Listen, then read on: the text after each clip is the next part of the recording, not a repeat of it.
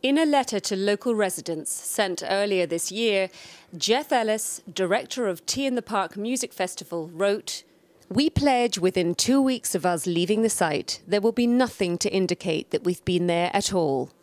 He failed to keep this promise. The day after Tea in the Park 2015, it was obvious most festival goers had ignored DF Concert's request to take their belongings home. Thousands of tons of rubbish remained on the site. The first week of the clear-up operation was hampered by high winds, which are not unusual for Strathallan in July. Security fencing was blown over, which meant debris was scattered off-site and into surrounding hedgerows, woodlands, fields and waterways up to 4 miles away, where some items are still to be found today. The clear-up operation was not well planned. Heavy machinery crisscrossed what was the campsite, embedding litter into the ground. This machine was used to pick up tent pegs. Unsurprisingly, it failed to do its job.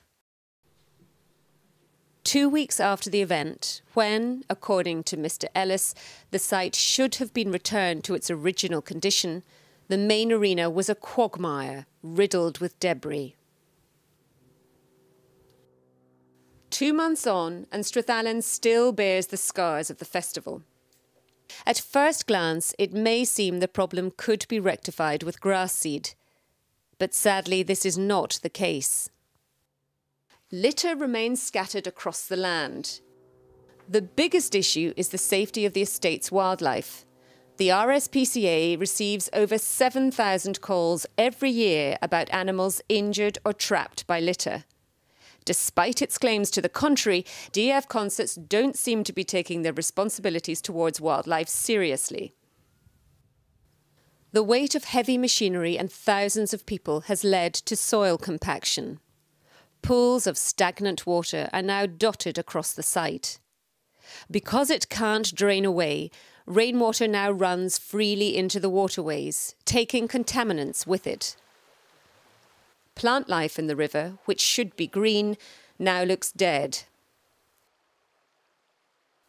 One of the supposed benefits of holding the festival here was to help improve the estate.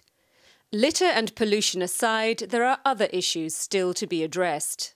The borrow pits, including the one dug without permission, have yet to be refilled.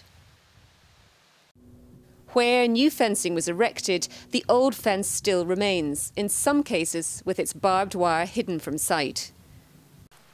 DFC agreed to help control Himalayan balsam, a non-indigenous weed which smothers other vegetation.